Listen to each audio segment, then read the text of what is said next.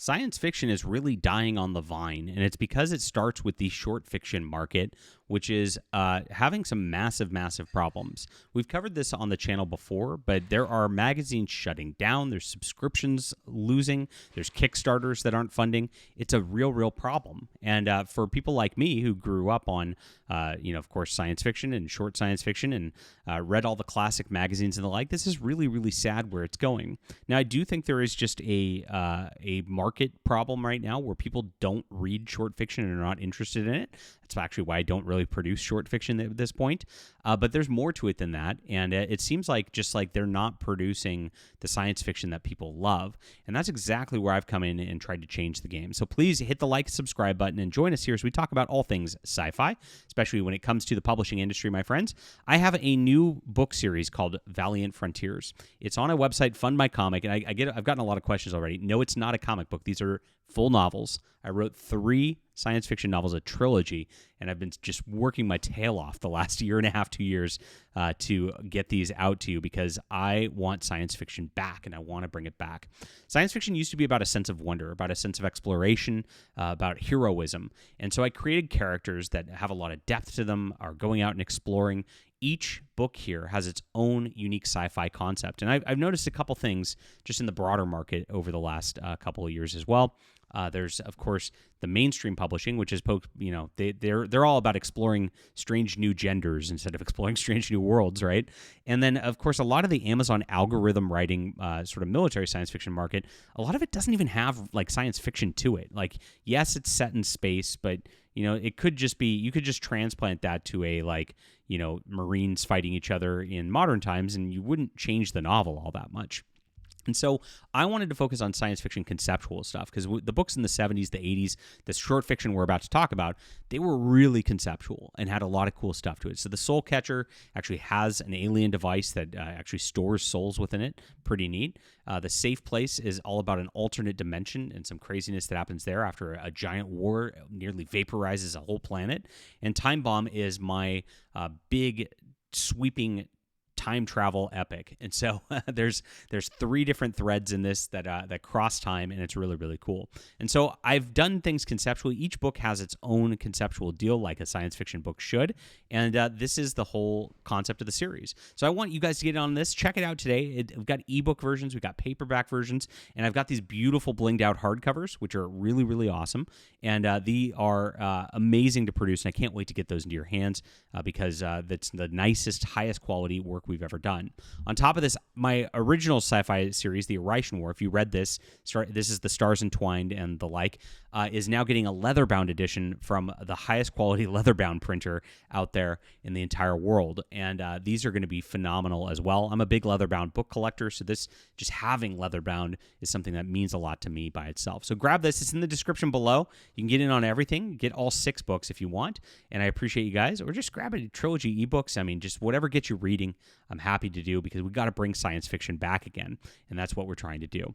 So the short fiction market in science fiction and fantasy has been in trouble for a long, long time. Stalwarts of the industry like Analog, Asimov's, and the Magazine of Fantasy and Science Fiction are having turmoil to the smaller alternative outlets like Kursova, and they're also dropping in sales. So it doesn't seem like there's much of a path forward in the market. Now another large market is going out of business, while fantasy and science fiction is playing yet more troubles. And there's more to it than that as we're going through things. The 2020s saw a collapse in the short fiction market, and you can see it's been going on since longer than that. The magazines used to be where science fiction started. People came up in the magazines. Ender's Game, one of the greatest novels of all time, started out as a short fiction in one of these magazines, if you didn't know that. There was a short fiction versions of Ender's Game, and then, of course, he expanded that out to a novel. And that's what would happen is they'd use these as like test markets. 60, 70, 100,000 people would be reading these sorts of things, and then they do very, very well, and they're like, okay, well, let's make a novel of it and put that out, and that we know it'll do well because it did well with the science fiction readers before. It was like people would have the word of mouth of how great these stories were, and that's what would go on. This is how it all developed, really. Now, in the 90s, like things started to get different. They started to prioritize just, we need more women writing science fiction. We need more black people writing science fiction. And the quality of stories started to drop. You can see there's a drop off. In addition to that, the internet age, of course, made it so people were reading a little bit less, but that wasn't really the case so much back then. In 2004, 2006, as it's dropping and declining even more, this is when the ebook boom was starting. Like, so people were getting on this, and these magazines had ebook versions. So why was the circulation still declining, right? This is the thing. And subscriptions were on Amazon. Do you see the dotted line? These subscriptions were through Amazon. They actually ended around 2023, and it dropped again from there to kill things again. So what Amazon did at that point was they ended subscriptions, and these companies had no way to get their audience back because it was all on Amazon. And so a lot of them don't even have subscription models on their websites at this point. Some of them have come back from that, but there's been a decline. Now, on the other end, it's just that it seems to be fantasy and science fiction short fiction. Cursova Magazine is a great one. They are independent. I support them. Really like them. Look them up. They've got a bunch of books on Amazon. You can read any of their magazines, and they're there eternally, and they're great. And they said earlier this year, our last 3 issues still haven't cracked 100 sales yet. Used to be 100 number was pretty easily cleared in the first month, and there'd be a long tail. So they'd usually sell around 300 units or more, which is their break-even mark on the magazine, because you have to buy the fiction, you have to buy the art, etc. It's been a problem. And so that has not gone very well. Now, I covered one earlier this year called Habitats.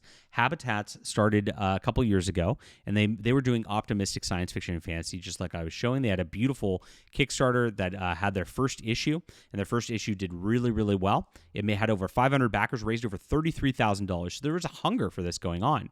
Now, this year, they weren't even able to reach their goal to actually fund this and make it go. The creator of this has not been around since this is all hung out, and he hasn't responded to my emails. I don't know what's happened. I hope he's okay. But I know he put a lot into this, put a lot into the art, put a lot into the stories that he was putting out there. And I was backing it myself. I'm one of those 302 backers right there.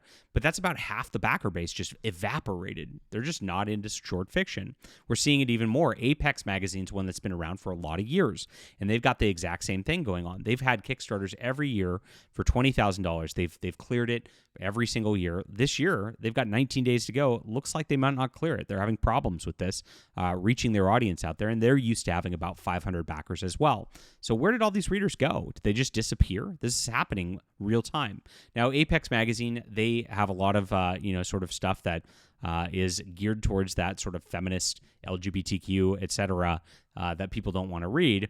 This Habitats really wasn't about that.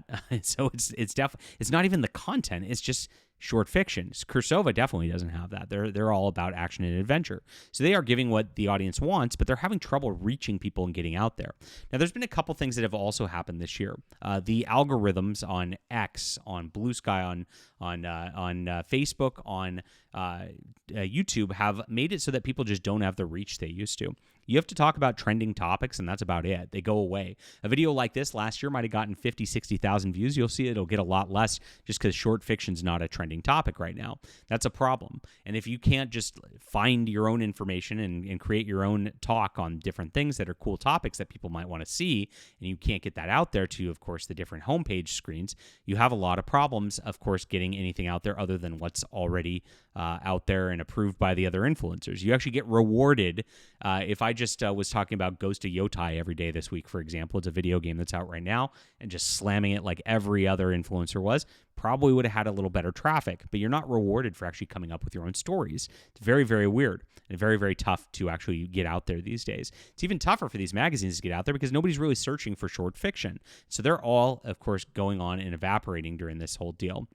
Now it gets even worse than this. There's one called On Spec Magazine, the Canadian magazine, the Fantastic. While you might not have heard of it, it's been going on for a long, long time. This is a professional paying market that has been here for 35 years, and this company is now going out of business. So they said in their newsletter, they said, earlier this year, I announced I'd be retiring and leaving On Spec at the end of December, and my final issue as managing editor would be Volume 35, Number 4. After much soul-searching and discussion with the rest of our editorial staff, the board of Copper Pig Writers Society has made the difficult decision to end publication of On Spec with that issue. They're actually shutting things down completely. So this guy's retiring, and he knows that somebody else picking it up is just going to flop, and it's not going to work, and nobody's going to be buying it. And so it's going to be something that's just going to ruin the legacy of it, even if somebody else takes it over.